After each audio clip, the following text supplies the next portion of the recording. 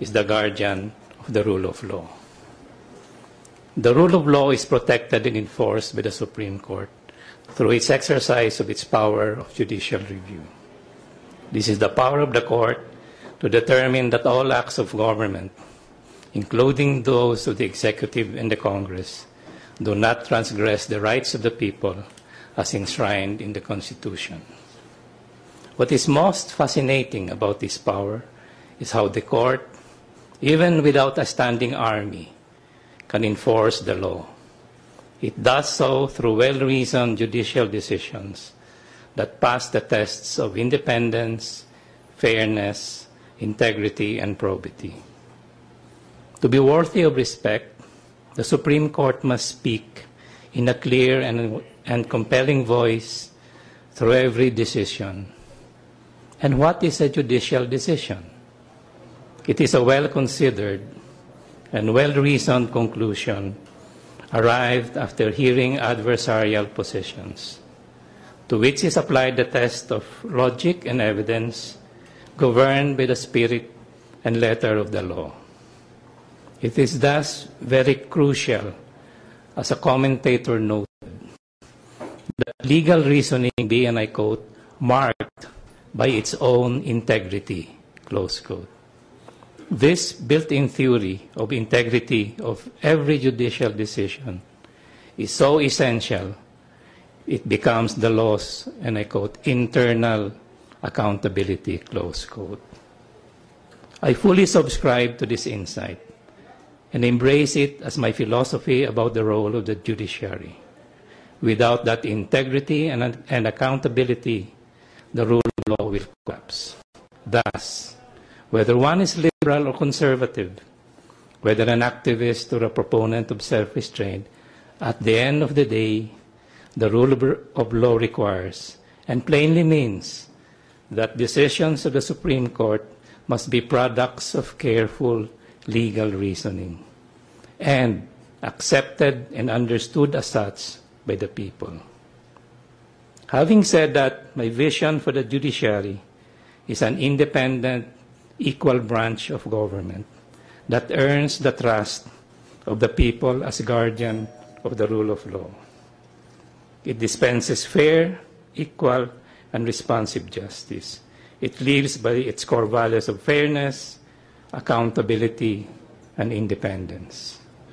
This vision will be my guiding faith in the formulation of reforms in three priority areas: reaffirmation of the rule of law, effective administration of justice, and accountability and transparency. Thank you, Mr. Chairman. Attorney Cayosa. Thank you, Justice Peralta. Good afternoon, Solicitor General Francis Jardeleza. Good afternoon. I've seen you here before. The first time you being considered the Supreme Court, and you were the Ombudsman and Deputy Ombudsman for Luzon. Now, since the time you were Deputy Ombudsman, you tell the Council what you have accomplished as Deputy Ombudsman for Luzon, which you feel prepared you for the position of Chief Justice. Yes, ma'am. I spent 7 months in the office of the Deputy Ombudsman for Luzon. And before I left, two of the most important projects I had was to craft proposed office policies on, number one, what we call the filtering of cases, and number two, rules to govern the exercise of discretion of our officers.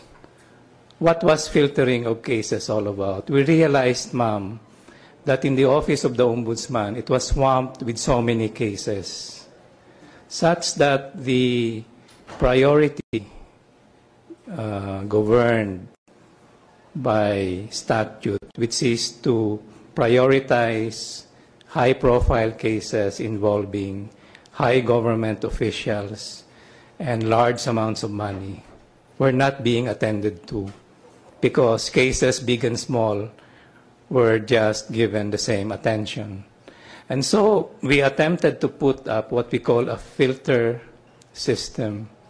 One of the most nefarious practices in government agencies is parties and even lawyers do not anymore know how to appeal.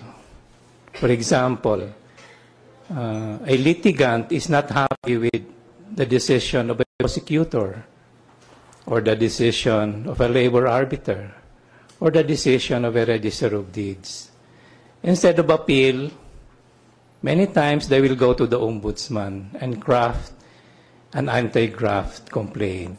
This is so pervasive in the office of the ombudsman that there are so many cases where, even on first blush, a well-thinking officer will know that this should not go, if you may say, past first base. And so it was very important for us to have the so-called filter system. And so with the filter system, I placed a very responsible, high-ranking officer to be a permanent watch, so that as the cases come, based on certain guidelines, we are able to throw out at an early stage cases which should not take the time and resources of the ombudsman. I am very happy that just before I left the ombudsman, I was able to have a bureau to take care of this filtering system, and to the best of my knowledge, ma'am, it is now working. Do you have statistics to show that this filtering system has actually been effective in reducing the docket? I do not have the statistics on hand, ma'am, but it is anecdotal, and when I compare notes with my colleagues, they are happy that they are doing their share of filtering the cases. If you were to translate what you did in the office of the ombudsman to the trial court setting, how would you do that?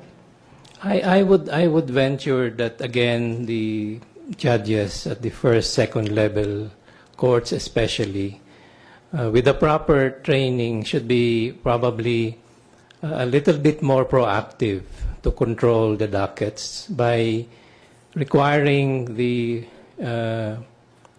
litigants to really come up with meritorious cases. I always go back to one of the rules of procedure that when an attorney signs a pleading, it is a certification by him, by that attorney under his oath, that there is merit in that claim. And too often, I think, probably many litigants and many lawyers are not very conscious of this. And with the help of the courts, with the help of the bar, we can have a system where many of the more cases without really merit should not tax the energies of our court. And one of my favorite themes, just like in the ombudsman, is what I call, ma'am, abuse of process.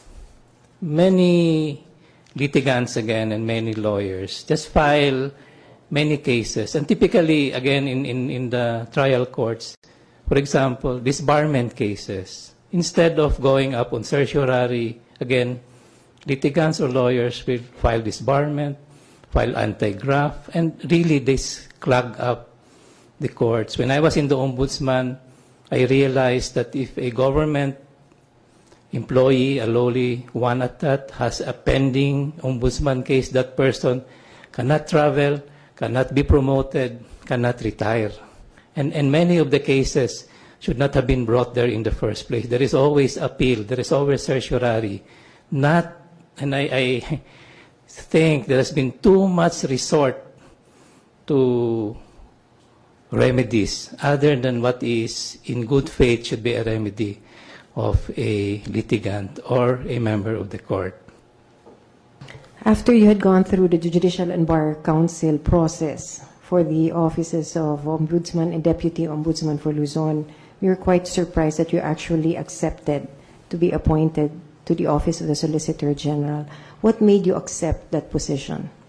The office of the Deputy Ombudsman, Madam, Yes, it is true, has a 7-year tenure.